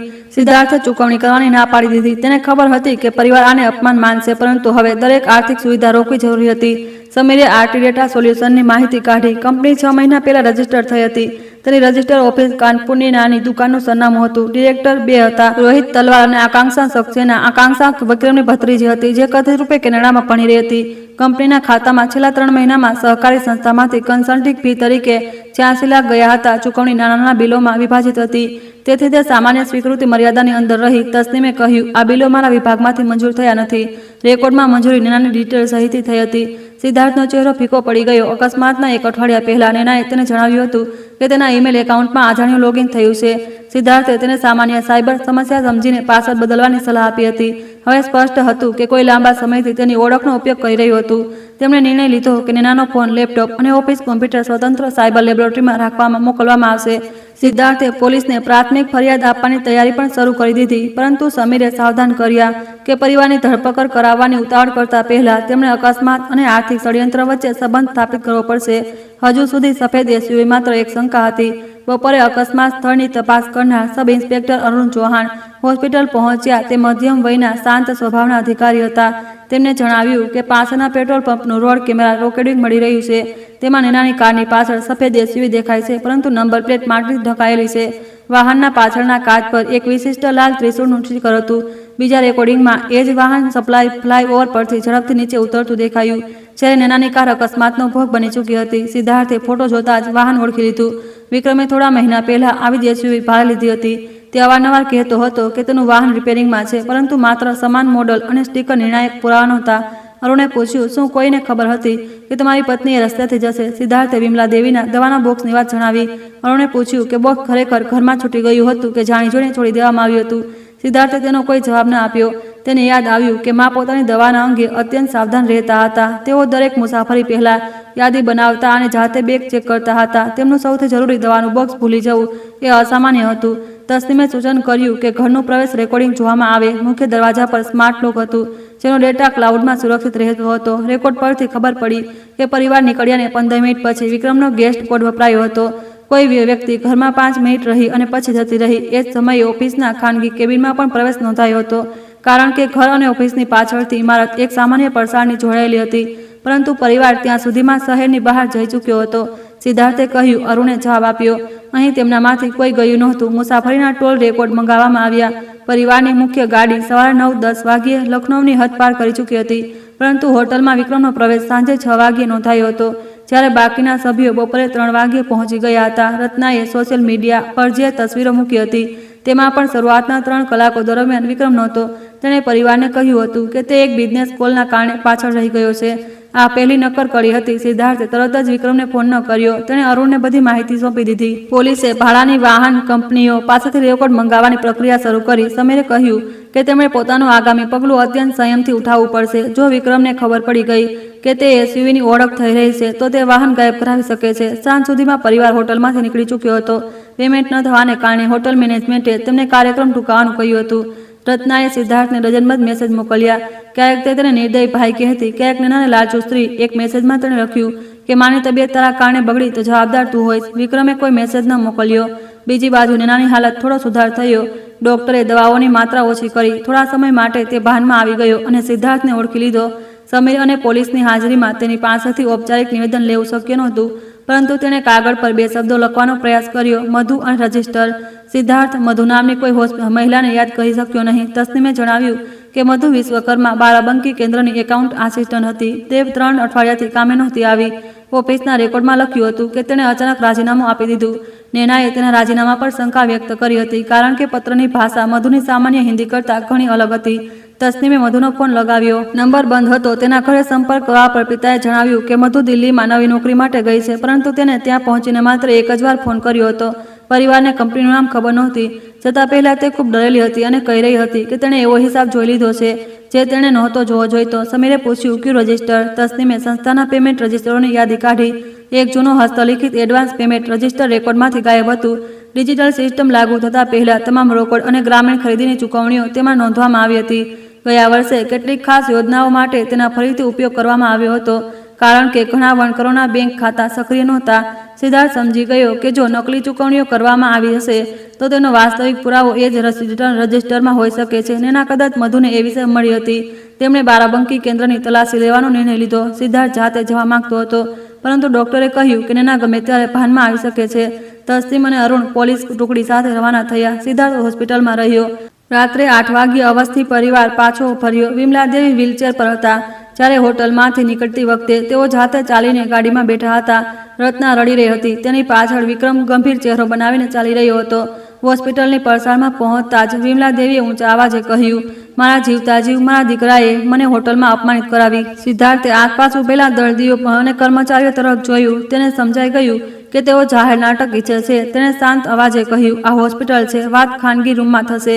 વિમલાદેવીએ તેનો હાથ હડસેલતા કહ્યું, પહેલાં મારે મારી વહુને મળવું છે. ડોક્ટરે ના પાડી દીધી. મારા પતિને સમીપ પ્રવેશવાની મંજૂર હતી. રત્નાએ આરોપ લગાવ્યો કે સિદ્ધાર્થ તેને નેનાથી દૂર રાખીને તેના કાન ભરી રહ્યો છે. સિદ્ધાર્થે પહેલીવાર ક્રોધ વિના દ્રઢતા દર્શાવી. નેના બોલવાની સ્થિતિમાં નથી અને ડોક્ટરનો નિર્ણય અંતિમ છે. વિક્રમે તેને અલગ લઈ જઈને કહ્યું, આપણે વાત કરવી જોઈએ. તું ખોટું સમજી રહ્યો છે. સભ્યપદ પુસ્તિકા ક્યાં છે? મારી પાસે નથી. તો હોટલમાં 6 વાગ્યે કેમ પહોંચ્યો? વિક્રમે ક્ષણભર આંખો પટપટાવી. હું કેટલાક ગ્રાહકોને મળવા રોકાયો હતો. કયા ગ્રાહકને? દરેક વાતને હિસાબ આપવો પડશે. હવે આપવો પડશે. વિક્રમે તેની પાસે ઝૂકીને કહ્યું, તું ભૂલી રહ્યો છે કે સંસ્થાની શરૂઆતની લોન માની મિલકત ગીરવે મૂકીને લેવામાં આવી હતી. કાનૂની રીતે અમારી પાસે પણ અધિકાર છે. સિદ્ધાર્થે કહ્યું, અધિકાર અદાલત નક્કી કરશે, નકલી મતદાન તું નહીં. વિક્રમે અવાજ ધીમો રાખ્યો, પરંતુ શબ્દોમાં ધમકી સ્પષ્ટ હતી. જમીનનો સોદો અટકાવવાથી ખૂબ શક્તિશાળી લોકો નારાજ થશે. માત્ર પરિવારની વાત નથી. તું એવું વિચારે છે કે નાનાનો અકસ્માત એ છેલ્લી ચેતવણી હતી? સિદ્ધાર્થ થોડી ક્ષણો તેને જોતો રહ્યો. વિક્રમ કદાચ ક્રોધમાં હદ પાર કરી ગયો હતો. તેણે જાતે જ અકસ્માતને ચેતવણી ગણાવી હતી. શું કહ્યું તે? વિક્રમ તરત પાછળ હટ્યો. મારા કહેવાનો મતલબ હતો કે જિંદગી અનિશ્ચિત છે. કોઈની પણ સાથે કંઈ પણ થઈ શકે છે. સિદ્ધાર્થે ખિસ્સામાં રાખેલા ફોનનું રેકોર્ડિંગ બંધ ન કર્યું. સમીરની સલાહથી તે પરિવારના આવતા પહેલા જ રેકોર્ડર ચાલુ કરી ચૂક્યો હતો. એ જ સમયે અરુણનો ફોન આવ્યો. બારાબંકી કેન્દ્રના જૂના ગોડાઉનમાં પેમેન્ટ રજિસ્ટર મળી ગયું હતું. તે કપડાના બોક્સ નીચે છુપાવવામાં આવ્યું હતું. તેમાં કરોડો રૂપિયાની કાલ્પનિક ચૂકવણીઓ નોંધાયેલી હતી. ઘણા પાનાઓ પર મધુના અક્ષરોમાં લાલ નિશાન અને ટિપ્પણીઓ હતી. છેલ્લા પાનાની પાછળ એક મેમરી કાર્ડ ચોંટાડવામાં આવ્યું હતું. તસ્નીમે કાર્ડની સામગ્રી સુરક્ષિત કમ્પ્યુટરમાં ખોલી. તેમાં મધુ દ્વારા રેકોર્ડ કરાયેલા ઘણા વિડીયો હતા. એક વિડીયોમાં વિક્રમ અને રોહિત તલવાર ઓફિસના કોન્ફરન્સ રૂમમાં બેઠેલા દેખાતા હતા. તેઓ ડિજિટલ ટોકનોની યાદી અને સભ્યોના મોબાઈલ નંબર પર ચર્ચા કરી રહ્યા હતા. બીજા વિડીયોમાં વિક્રમ કહી રહ્યો હતો કે જન્મદિવસની રાતે બધું એકસાથે કરવું પડશે, કારણ કે સિદ્ધાર્થ હોસ્પિટલ અને પરિવાર વચ્ચે ફસાયેલો રહેશે. આ વાક્ય અકસ્માતની પૂર્વ યોજનાનો સીધો પુરાવો નહોતો, પરંતુ દર્શાવતું હતું કે તેમને કોઈ સંકટની આશંકા પહેલેથી જ હતી. ત્રીજું રેકોર્ડિંગ સૌથી ગંભીર હતું. તેમાં રચના કહી રહી હતી, નેના જો મીટિંગ સુધી પહોંચી ગઈ તો બધું અટકી જશે. વિક્રમે જવાબ આપ્યો, તે મીટિંગ સુધી નહીં પહોંચે. તેને માની પાછળ મોકલવી દેવામાં આવશે. વિડીયો અહીં જ પૂરો થઈ ગયો. વિડીયો અહીં પૂરો જ થઈ ગયો. અરુણે તરત જ વિક્રમને કસ્ટડીમાં લેવાની પરવાનગી માગી, પરંતુ વરિષ્ઠ અધિકારીએ કહ્યું કે રેકોર્ડિંગની સત્યતાની પ્રાથમિક પુષ્ટિ અને અકસ્માતના વાહનનો સંબંધ સ્થાપિત કરવો જરૂરી છે. પોલીસે વિક્રમને હોસ્પિટલથી જતા પહેલા પૂછપરછ માટે રોકાવાનું કહ્યું. વિક્રમે આનો વિરોધ કર્યો. તેણે કહ્યું કે વિડીયો કાપકૂપ કરેલા છે અને નેનાએ તેને ફસાવવા માટે યોજના બનાવી છે. રત્નાએ બૂમો પાડતા કહ્યું કે મધુને પૈસા આપીને જૂઠું બોલાવવામાં આવ્યું હશે. વિમલા દેવીએ છાતીમાં દુખાવાની ફરિયાદ શરૂ કરી દીધી. ડોક્ટરે તપાસ કરી પણ તાત્કાલિક કોઈ ગંભીર સમસ્યા ન મળી. સિદ્ધાર્થે માને ખાનગી રૂમમાં બેસાડ્યા. તેમણે તેને પાસે બોલાવીને કહ્યું, વિક્રમે જે કર્યું તે પરિવાર માટે કર્યું છે. જમીન બહારવાળાઓને વેચવા કરતા એ સારું કે રત્નાના બાળકોના કામમાં આવે. તમને નકલી મતદાનની જાણ હતી? વિમલા દેવીએ સીધો જવાબ ન આપ્યો. ગરીબ લોકોને કરોડોની જમીનની શું સમજ છે? કાલે તેઓ પોતાનો હિસ્સો વેચીને દારૂમાં ઉડાવી દેશે. સિદ્ધાર્થને લાગ્યું જાણે તે પોતાની માતાને પહેલીવાર જોઈ રહ્યો હોય. આ માત્ર વિક્રમનું ષડયંત્ર નહોતું. મા પોતાના અધિકાર બોધમાં તેને નૈતિક માની રહ્યા હતા. દવાનું બોક્સ તમે જાણી જોઈને છોડ્યું હતું. તેમની આંગળીઓ ધ્રુજી ઉઠી. મને યાદ નથી.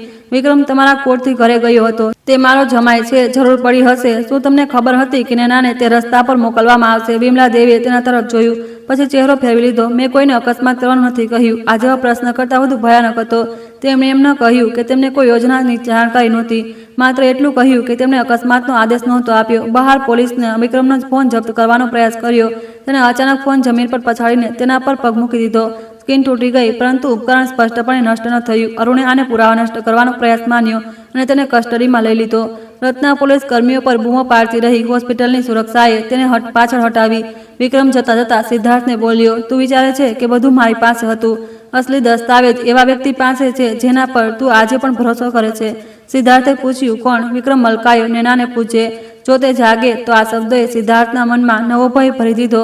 શું કોઈ બીજું પણ સામેલ હતું? તસ્નીમ સમીર સંસ્થાનો કોઈ વરિષ્ઠ સભ્ય કે પછી ખુદ પરિવારનો કોઈ એવો વ્યક્તિ જે અત્યાર સુધી પૃષ્ઠભૂમિમાં હતો? રાત ઘેરી થવા લાગી. નેનાને ફરી હોશ આવ્યો. સિદ્ધાર્થે તેને વિક્રમની ધરપકડ વિશે ન જણાવ્યું, પણ તેણે પૂછ્યું કે મધુનું કાર્ડ મળી ગયું. સિદ્ધાર્થ ચોંકી ગયો. તેણે માથું હલાવ્યું. નેનાએ મુશ્કેલીથી કહ્યું, વિડીયો પૂરો નથી. બીજું કાર્ડ ક્યાં છે? જૂના મંદિરમાં, દાનપેટીમાં. ના, મંદિરમાં નહીં, આપણા ઘરના પૂજા કક્ષ. તેની શ્વાસ ઝડપી થઈ ગઈ. ડોક્ટરે સિદ્ધાર્થને પાછળ કર્યો. નેનાએ અંતિમ પ્રયાસમાં કહ્યું, માની પાછળની દિવાલ. પછી તે બેહોશ થઈ ગઈ. સિદ્ધાર્થ તરત ઘરે પહોંચ્યો. પોલીસ તેની સાથે હતી. પૂજા કક્ષમાં વિમલા દેવીની મોટી તસવીર, પિત્તળના દીવા અને લાકડાની સજાવટી દિવાલ હતી.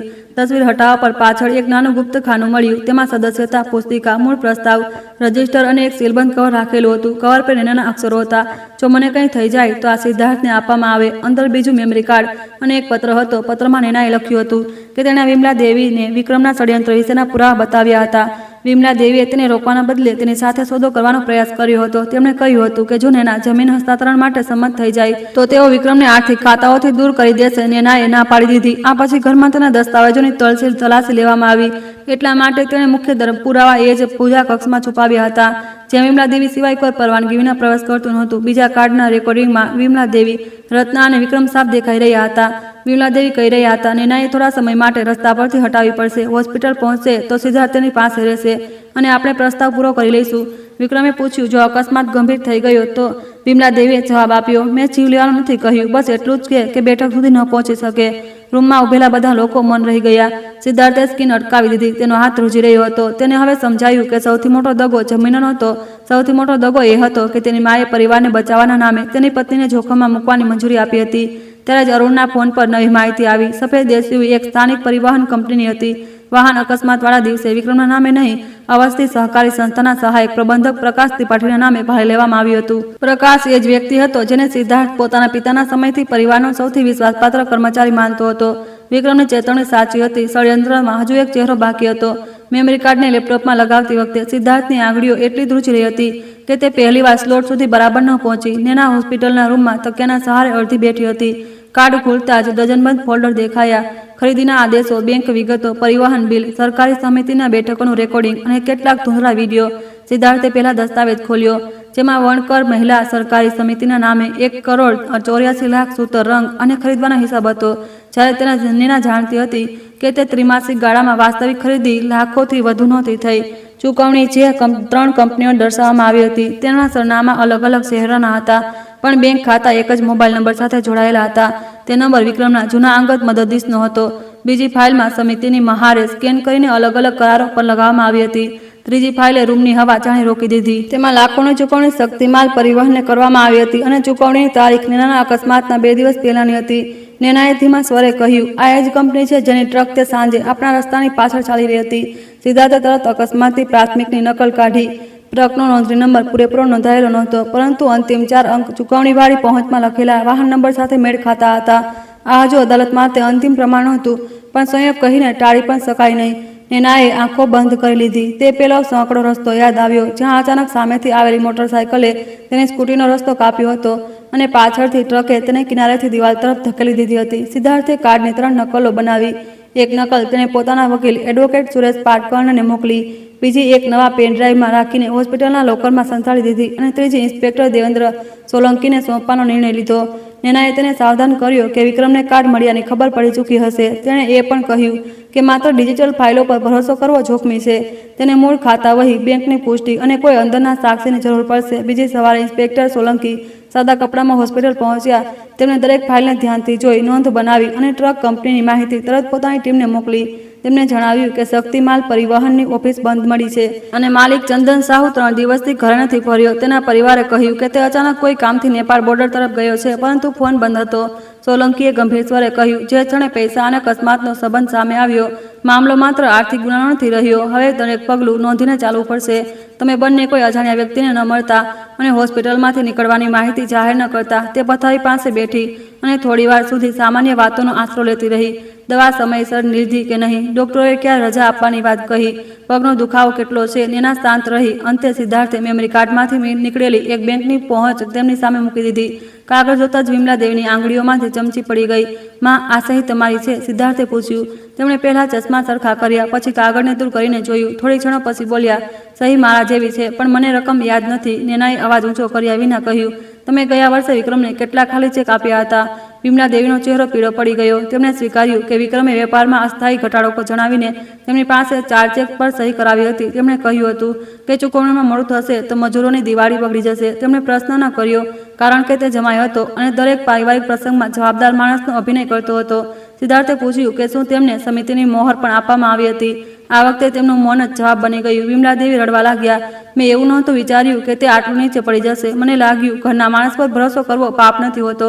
નેનાના અવાજમાં દબાયેલું દોડ હતું. ભરોસો પાપ નથી હોતો માં, પરંતુ કોઈની ઈમાનદારી પર શંકા હોવા છતાં આંખ બંધ રાખવી એ બીજાઓને તેની કિંમત ચૂકવવા માટે મજબૂર કરે છે. મારા શરીર પર વાગેલા દરેક ઘા માત્ર વિક્રમના લોભથી નથી આવ્યો, તે સૌની ચૂપકીદીથી પણ આવ્યો છે, જેમણે વિચાર્યું કે ઘરની બદનામી સત્ય કરતાં મોટી હોય છે. વિમલા દેવીએ માથું ઝુકાવી લીધું. તેમણે જણાવ્યું કે અકસ્માતના 1 સપ્તાહ પહેલા વિક્રમ મોડી રાત્રે ઘરે આવ્યો હતો. તે ખૂબ પરેશાન હતો અને વારંવાર પૂછી રહ્યો હતો કે નેનાએ જૂના ગોદામના હિસાબ શા માટે મંગાવ્યા છે. તેણે કહ્યું હતું કે જો તપાસ આગળ વધી તો આખી સમિતિ બંધ થઈ જશે અને સેંકડો મહિલાઓની રોજીરોટી જતી રહેશે. પછી તેણે વિમલા દેવીને ડરાવ્યા કે સિદ્ધાર્થને પણ ભાગીદાર બતાવીને જેલમાં મોકલી શકાય છે.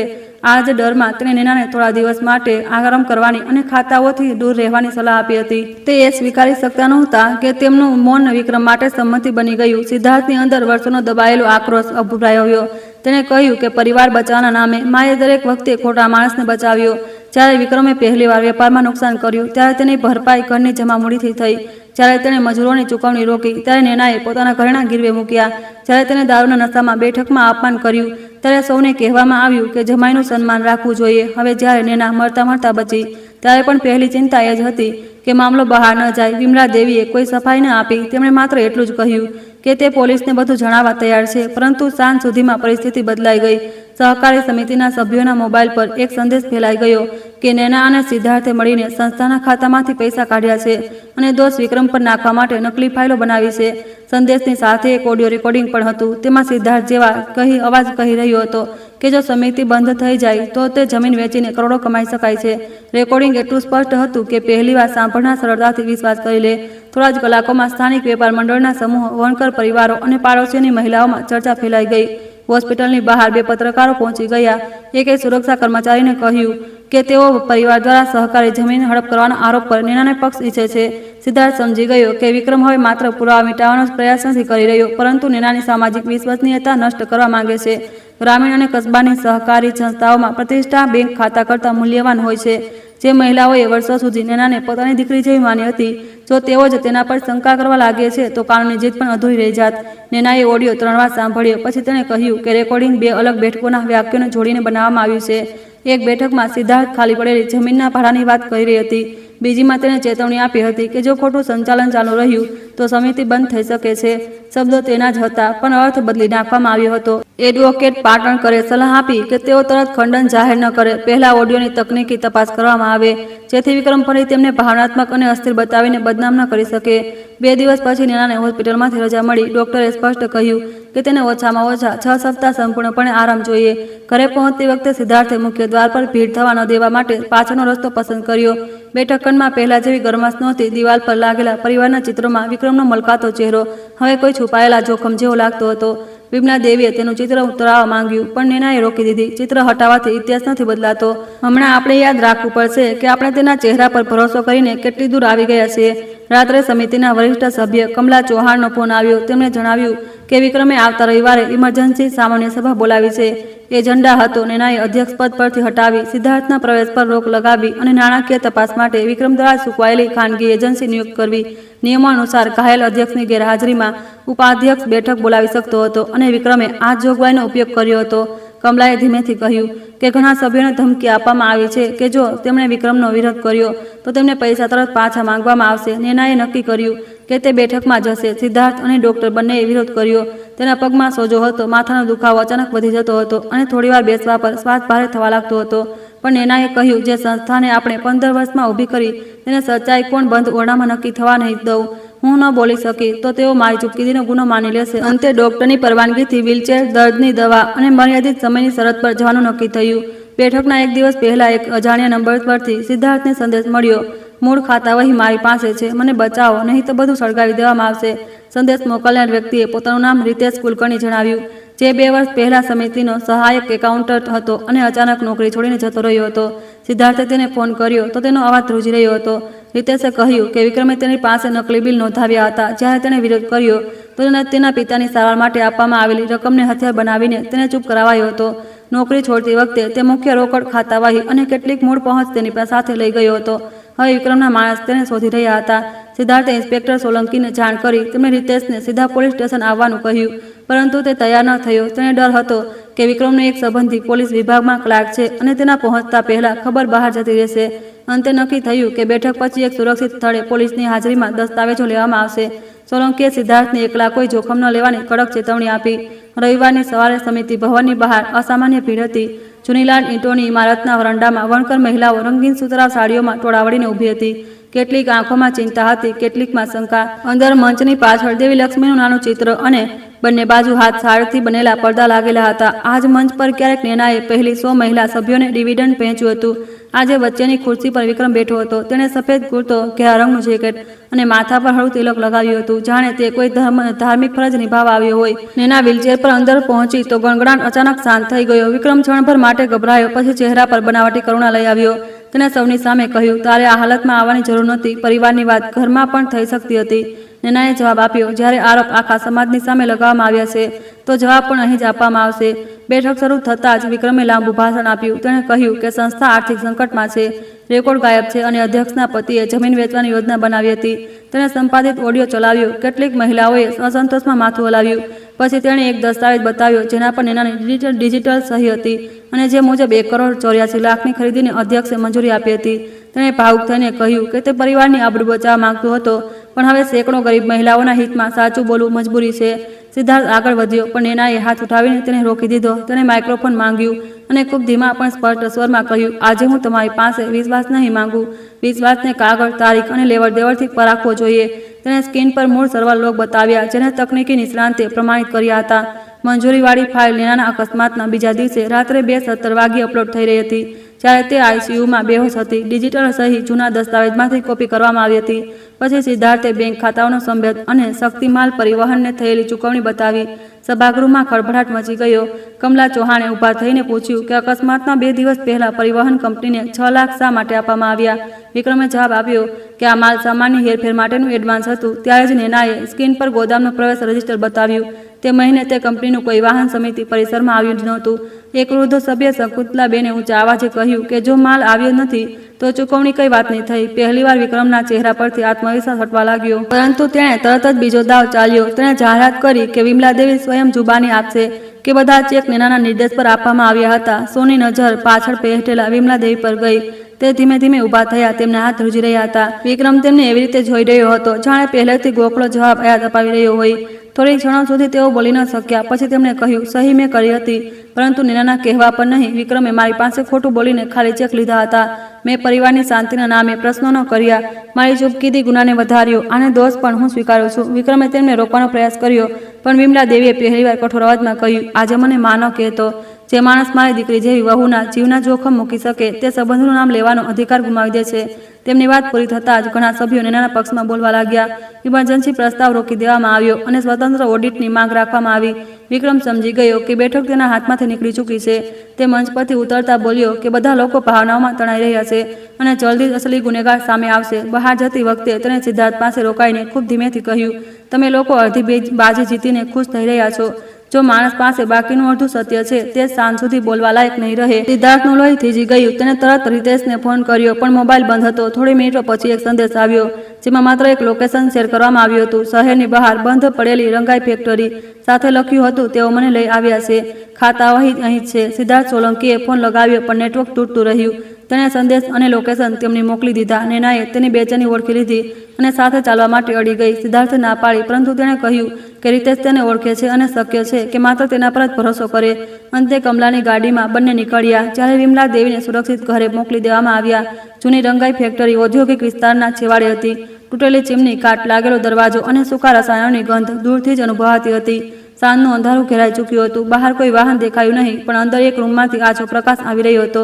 સિદ્ધાર્થે નેનાને ગાડીમાં રહેવા કહ્યું અને પોતે આગળ વધ્યો. ત્યારે જ અંદરથી કોઈના કણસવાનો અવાજ આવ્યો. નેનાએ દરવાજો ખોલ્યો અને ઘોડીના સહારે તેની પાછળ ચાલવા લાગી. મુખ્ય હોલમાં જૂના રંગની ટાંકીઓ, ઊંધા ડ્રમ અને ફાટેલા કોથળા પડ્યા હતા. વચ્ચે રીતેશ ખુરશી સામે બંધાયેલો હતો.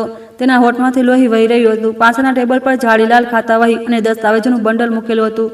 સિદ્ધાર્થ તેના તરફ વધ્યો જ હતો કે પાછળ શટર પડવાનો જોરદાર અવાજ ગુંજ્યો. અંધારા ખૂણામાંથી વિક્રમ બહાર આવ્યો.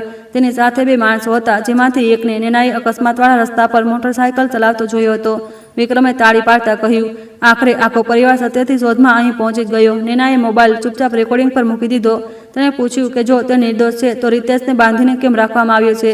વિક્રમ હસ્યો. તેણે કહ્યું કે રીતેશ ચોર છે અને તે જ ચોરી કરીને પૈસા માંગી રહ્યો હતો. પછી તેણે સિદ્ધાર્થ તરફ જોતા પ્રસ્તાવ મૂક્યો, મેમરી કાર્ડની બધી નકલો સોંપી દો, પોલીસ ફરિયાદ પાછી ખેંચો અને સમિતિની જમીનના પુનર્વિકાસ પર સહી કરી દો. બદલામાં રીતેશ જીવતો ઘરે જશે અને અકસ્માતનો મામલો સમાધાનમાં બંધ થઈ જશે. સિદ્ધાર્થે સમય ખેંચવા માટે પૂછ્યું, અને નેનાને મરાવી નાખવાના પ્રયાસનું શું? વિક્રમનો ચહેરો કઠોર થઈ ગયો. મેં તેને મરાવી નાખવાનું નહોતું કહ્યું, માત્ર ડરાવવાનું કહ્યું હતું, જેથી તે ખાતાઓથી દૂર રહે. ડ્રાઈવરે હદ વટાવી દીધી. દરેક ભૂલનો દોષ માલિક પર નથી આવતો. આ વાક્ય સાંભળતા નેનાની આંખોમાં ડરના સ્થાને દ્રઢતા આવી ગઈ. તેના મોબાઈલે કબૂલાત રેકોર્ડ કરી લીધી હતી, પણ તે એ જ ક્ષણે વિક્રમના એક માણસે તેની સ્કિનની ચમક જોઈ લીધી. તે ત્રાટક્યો અને ફોન જમીન પર પાડીને કચડી નાખ્યો. બીજા માણસે ટેબલ પર મૂકેલા કાગળો પર કેરોસીન નાખવાનું શરૂ કરી દીધું. વિક્રમે દિવાસળી કાઢતા કહ્યું કે ડિજિટલ ફાઇલોને નકલી કહી શકાય છે, સાક્ષીઓ ખરીદી શકાય છે, પણ જો મૂળ ખાતાવહી બચી તો ખેલ અઘરો થશે. બહારથી દૂર પોલીસ સાયરનનો અવાજ હળવો સંભળાયો. તેણે સળગતી દિવાસળી દસ્તાવેજો પર ફેંકી દીધી. આગે સૂકા કાગળ અને રસાયણ લાગેલા ટેબલને એક જ ક્ષણમાં પકડી લીધું. ધુમાડો ઝડપથી હોલમાં ફેલાવા લાગ્યો. સિદ્ધાર્થ રીતેશના દોડવા છોડવા લાગ્યો. જ્યારે નેના ઘોડી છોડીને ઘૂંટણભેર સળગતા ટેબલ પર વધી. લાલ ખાતાવહી આગની કિનારે પડી હતી. તેણે કપડાનો જાડો કોથળો હાથ પર લપેટ્યો અને તેને ખેંચી લીધી, પરંતુ ઉપરથી લોખંડની જર્જરિત પટ્ટી તૂટીને તેના સામે પડી. વિક્રમ પાછળથી નાના દરવાજા તરફ ભાગ્યો. સિદ્ધાર્થની સામે એક અશક્ય પસંદગી હતી. તે વિક્રમનો પીછો કરે, આગમાં ફસાયેલી નેનાને બચાવે કે ઘાયલ રીતેશને બહાર કાઢે. ધુમાડામાં કંઈ દેખાતું નહોતું. નેનાએ પૂરી તાકાતથી લાલ ખાતાવહી તેના તરફ સરકાવી અને બૂમ પાડી, પેલા રીતેશને બહાર લઈ જા. સત્ય કોઈ એક માણસ કરતાં મોટું છે. એ જ સમયે છત પાસે રાખેલું રસાયણનું ડ્રમ જોરદાર ધડાકા સાથે ફાટ્યું. આગની દિવાલ બંનેની વચ્ચે ઊભી થઈ ગઈ. સિદ્ધાર્થે રીતેશને ખભા પર ઉઠાવ્યો, પણ તેની આંખો એ જગ્યાએ હટતી નહોતી જ્યાં ધુમાડાની પાછળ નેનાનો પડછાયો ગાયબ થઈ ચૂક્યો હતો. બહાર સાયરન હવે ખૂબ નજીક હતું, પરંતુ અંદર દરેક પળ કોઈ જીવનની અંતિમ સીમા બનતી હતી. ધડાકાની ગરમ હવાએ સિદ્ધાર્થને પાછળ ધકેલી દીધો. રીતેશનો ભાર તેના ખભા પર હતો, પણ તેની આંખો એક ધુમાડામાં નેનાને શોધી રહી હતી, જ્યાં થોડી ક્ષણો પહેલા તેનો પડછાયો દેખાયો હતો. બહારથી પોલીસ કર્મીઓના અવાજો સંભળાવા લાગ્યા.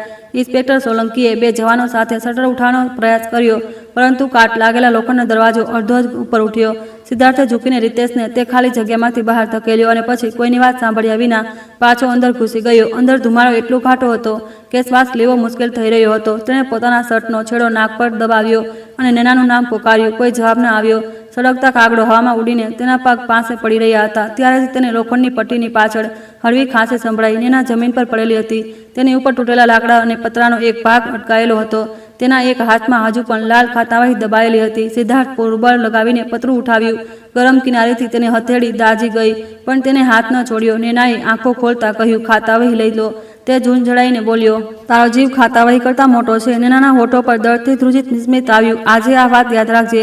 બંને કોઈ રીતે દરવાજા સુધી પહોંચ્યા. પોલીસ કર્મીઓએ તેમના બહાર ખેંચી લીધા. થોડી જ મિનિટો પછી ફાયર બ્રિગેડની ગાડીઓ આવી ગઈ. રિતેશને એમ્બ્યુલન્સમાં સુડાવવામાં આવ્યો. નેનાને ઓક્સિજન આપવામાં આવ્યો અને સિદ્ધાર્થની દાઝેલી હથેળી પર પાટો બાંધવામાં આવ્યો. સોલંકીએ પૂછ્યું કે વિક્રમ કઈ દિશામાં ફરાર થયો. સિદ્ધાર્થે પાછળના દરવાજા તરફ ઇશારો કર્યો. પોલીસે ઔદ્યોગિક વિસ્તારના બહાર નીકળવાના રસ્તા બંધ કરી દીધા.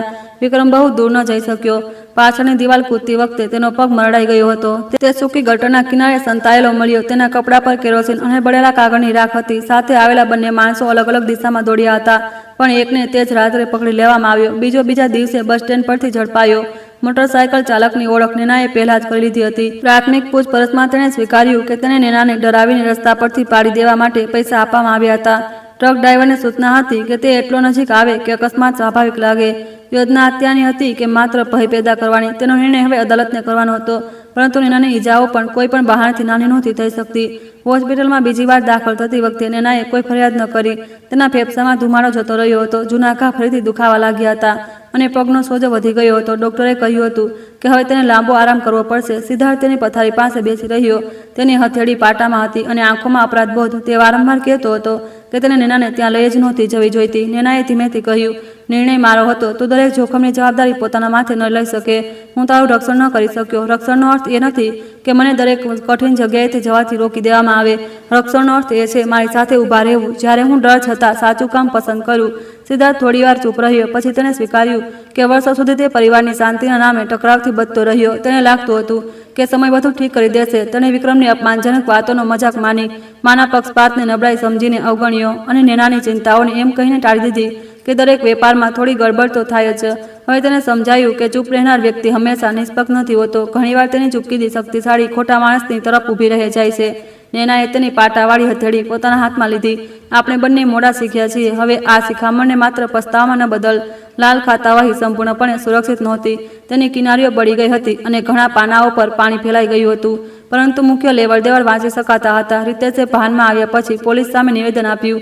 તેને જણાવ્યું કે વિક્રમે 4 નકલી સપ્લાય કંપનીઓ બનાવી હતી. વાસ્તવિક સામાન ઓછી માત્રામાં આવતો પણ બિલ અને ઘણી રકમના બનતા. તફાવતની રકમ અલગ અલગ ખાતાઓમાં મોકલવામાં આવતી અને અંતે જમીન ખરીદનાર કંપની સુધી પહોંચતી. તે કંપનીની પાછળ વિક્રમ અને તેનો વેપારી મિત્ર મહેશ બાગડા હતા. તેમનો ઉદ્દેશ્ય સમિતિને દેવામાં ડૂબાડવાનો, પછી તેની કિંમત જમીને સસ્તામાં ખાનગી કંપનીને હસ્તાંતરિત કરવાનો હતો. રીતેશે એ પણ જણાવ્યું કે નેનાએ પહેલીવાર જૂની ગોદામની ખામી પકડી તો વિક્રમ ગભરાઈ ગયો. તેણે કમ્પ્યુટરમાંથી રેકોર્ડ મિટાવવા આપ્યા પણ રીતેશે મેમરી કાર્ડમાં નકલો રાખી લીધી હતી. અકસ્માત પહેલા વિક્રમે તેને બોલાવીને કહ્યું હતું કે નેનાને થોડા અઠવાડિયા હોસ્પિટલમાં રહેવું પડે તો તપાસ અટકી જશે. રીતેશે આને ધમકી સમજી પરંતુ પોલીસને ન જણાવ્યું. તેના પિતાની સારવાર વિક્રમે આપેલા ફંડથી ચાલી રહી હતી. ભય અને અપરાધ બોધે તેને નબળો પાડી દીધો હતો. જ્યારે અકસ્માત થયો તો તે શહેર છોડી ગયો. બાદમાં તેને ખબર પડી કે વિક્રમ મૂળ ખાતાવહી નષ્ટ કરવા માંગે છે. તેણે તેને પોતે છુપાવી દીધી. સોલંકીએ બેંક ખાતા, મોબાઈલ લોકેશન, સીસીટીવી રેકોર્ડ અને ફોન કોલની કડીઓ જોડી. શક્તિમાલ પરિવહનનો માલિક ચંદન સાહુ નેપાળ નહોતો ગયો. તે ઇન્દોરની બહારના વિસ્તારમાં પોતાના સંબંધીના ઘરે છુપાયેલો મળ્યો. તેણે સ્વીકાર્યું કે તેને કંપનીનું નામ નકલી બિલો માટે વપરાયું હતું અને તેના બદલામાં તેને કમિશન મળ્યું હતું. અકસ્માતમાં વપરાયેલી ટ્રક તેના જ નિયંત્રણમાં હતી. ચૂકવણીવાળી 6 લાખની રકમનો એક હિસ્સો ડ્રાઈવર અને મોટરસાયકલ સવાર સુધી પહોંચ્યો હતો. બાકીના વિક્રમના માણસે રોકડા ઉપાડ્યા. વિક્રમે પૂછપરછમાં ગુનો સ્વીકાર્યો નહીં. તેણે દરેક નિવેદનને દબાણ હેઠળ આપવામાં આવેલું ગણાવ્યું અને દાવો કર્યો કે સિદ્ધાર્થ પર નેના સંસ્થા પર પૂર્ણ નિયંત્રણ મેળવવા માટે તેને ફસાવી રહ્યા છે. તેણે વિમલા દેવીની સહીવાળા ચેક બતાવીને કહ્યું કે આખો પરિવાર લેવડ દેવડથી પરિચિત હતો. તેની ચાલ સ્પષ્ટ હતી. દોષ એટલો ફેલાવી દો કે કોઈ વ્યક્તિ જવાબદાર ન દેખાય. પણ આ વખતે પરિવારે તેના માટે ઢાલ બનવાનો ઇનકાર કરી દીધો. વિમલાદેવી પોલીસ સ્ટેશન પહોંચ્યા અને તે પોતાનું વિસ્તૃત નિવેદન નોંધાવ્યું. તેમને જણાવ્યું કે કયા પ્રસંગોએ વિક્રમે તેની પાસેથી ચેક અને મોહર લીધી, કેવી રીતે સિદ્ધાર્થને જેલ મોકલવાનો ડર બતાવ્યો અને કેવી રીતે અકસ્માત પછી પણ તેણે નેનાને દોષી ઠેરવવા માટે તેમના પર દબાણ નાખ્યું. નિવેદન આપતી વખતે તેમનો અવાજ ઘણીવાર તૂટ્યો. બહાર નીકળીને તેમણે સિદ્ધાર્થને કહ્યું, મેં મોડું કરી દીધું. કદાચ એટલું મોડું કે માફી માંગવી પણ નાની લાગે છે. સિદ્ધાર્થે કઠોર સ્વરમાં જવાબ આપવાનો પ્રયાસ કર્યો, પણ નૈનાએ તેને રોકી દીધો. તેમણે વિમલા દેવીને કહ્યું, માફી તરત નહીં મળે, વિશ્વાસ પણ તરત પાછો નહીં ફરે, પરંતુ સાચું બોલવું એ પહેલું સાચું પગલું છે. ત્યાર પછી તમારે તમારા દરેક નિર્ણયથી સાબિત કરવું પડશે કે તમે ખરેખર શીખ્યા છો. વિમલા દેવીએ માથું હલાવ્યું. તેમણે કોઈ ભાવુક આલિંગન કે તાત્કાલિક મેળાપની માંગણી ન કરી. ઘરે પાછા ફરીને તેણે વિક્રમની તસવીર દિવાલ પર ઉતારી અને તેને ફાડી નહીં, તેને એક ડબ્બામાં મૂકીને કબાટની ઉપર મૂકી દીધી. પછી તેમણે પોતાના નામ સાથે જોડાયેલા તમામ બેંક દસ્તાવેજો, મિલકતના કાગળો અને ખાલી ચેક સિદ્ધાર્થ તરફ વકીલની સામે મૂકી દીધા. તેમણે કહ્યું કે હવે કોઈ પણ સહી વાંચ્યા વિના નહીં થાય અને પરિવારનો સંબંધ કોઈ પણ નિયમોથી ઉપર નહીં રાખે. સમિતિમાં સ્વતંત્ર નાણાકીય તપાસ શરૂ થઈ. પહેલા જ અઠવાડિયામાં સ્પષ્ટ થઈ ગયું કે 3 વર્ષમાં લગભગ 3,17,00,000 અલગ અલગ રસ્તાઓથી કાઢવામાં આવ્યા હતા. આ માત્ર રોકડ ચોરી નહોતી. આના કારણે ઘણી મહિલાઓને સમયસર ચૂકવણી ન મળી, કેટલાક હાથસાળ બંધ થયા અને નાના સપ્લાયરો દેવામાં ડૂબ્યા.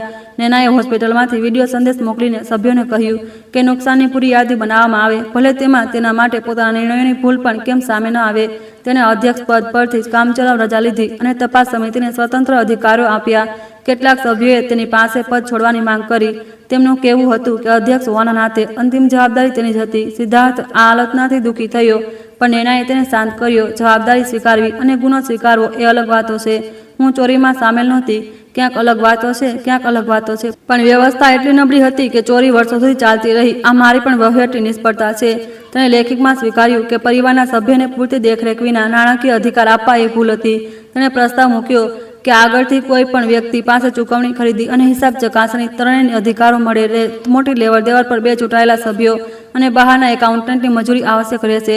સભ્યોને માસિક રિપોર્ટ સરળ ભાષામાં આપવામાં આવશે. ફરિયાદ કરનાર કર્મચારીની ઓળખ સુરક્ષિત રાખવામાં આવશે. પ્રસ્તાવ પર લાંબી ચર્ચા થઈ શકે, પરંતુ અંતે જંગી બહુમતીથી તે સ્વીકારાયો. વિક્રમની પત્ની સંધ્યા ઘણા દિવસો સુધી કોઈને ન મળી. તે 2 બાળકો સાથે પોતાના પિયર જતી રહી હતી. શરૂઆતમાં તેણે નૈના પર ઘર તોડવાનો આરોપ લગાવ્યો. તેણે ફોન પર રડતા રડતા કહ્યું કે જો નૈના ફરિયાદ પાછી ખેંચી લે તો વિક્રમ થોડા વર્ષોમાં બધા પૈસા પાછા આપી દેશે. નૈનાએ શાંત સ્વરમાં કહ્યું, શું તે મારા તૂટેલા હાડકાં, રિતેશનો ડર અને તે મહિલાઓના બંધ થયેલા હાથસાળ પર પાછા આપી દેશે?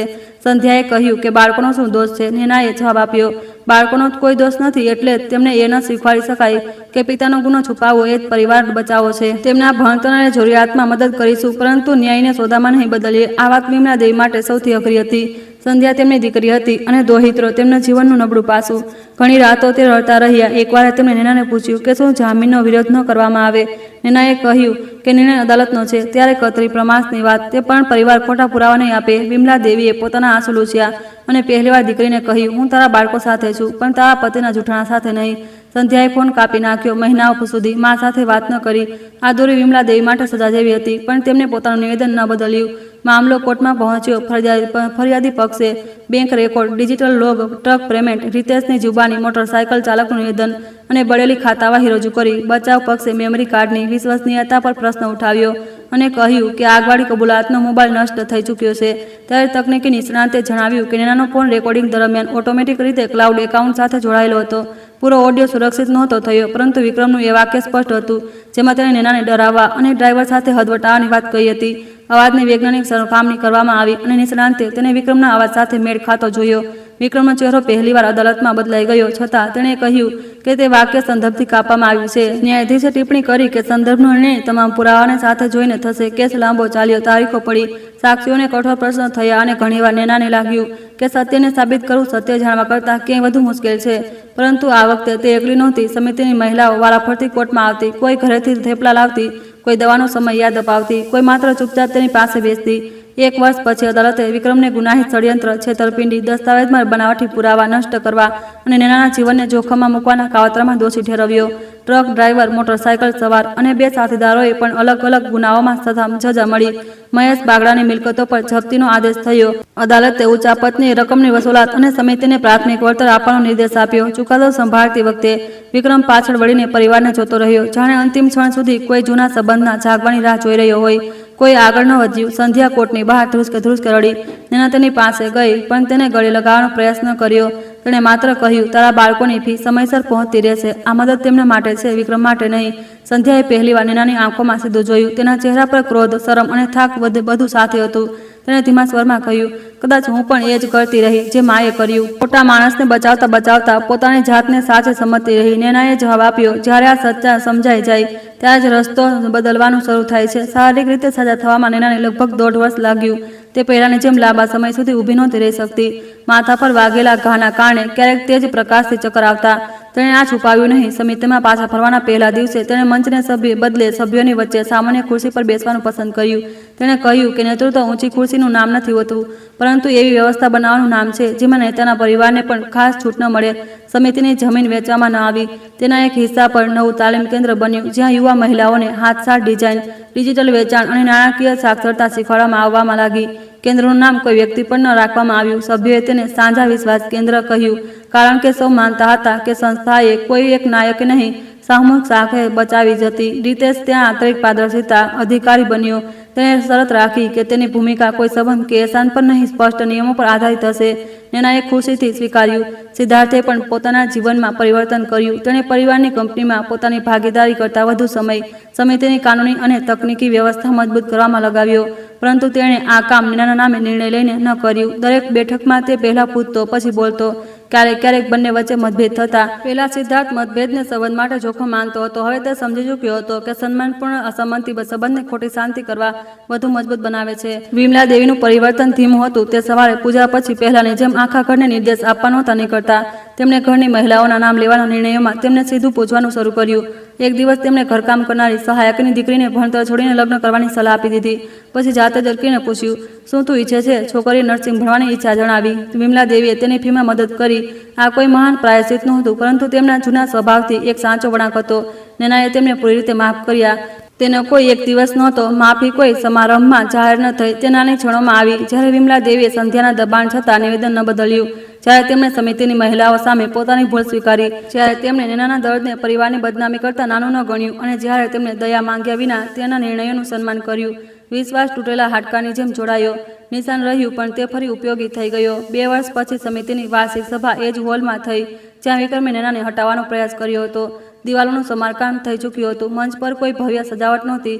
માત્ર હાથસાળથી વણેલું એક કાપડ લટકતું હતું, જેના પર લખ્યું હતું, સંબંધ અધિકાર નથી, જવાબદારી છે. નૈનાએ અધ્યક્ષ પદ માટે પોતાનું નામ ફરી ન આપ્યું. તેણે કમલા ચૌહાણને આગળ કર્યા અને પોતે સલાહકારની ભૂમિકા પસંદ કરી. સભ્યોએ આશ્ચર્ય વ્યક્ત કર્યું, પરંતુ નૈનાએ કહ્યું કે સંસ્થાને વ્યક્તિ પર નિર્ભર બનાવવાની એ જ ભૂલનું પુનરાવર્તન હશે જેણે વિક્રમને આટલો શક્તિશાળી બનાવ્યો.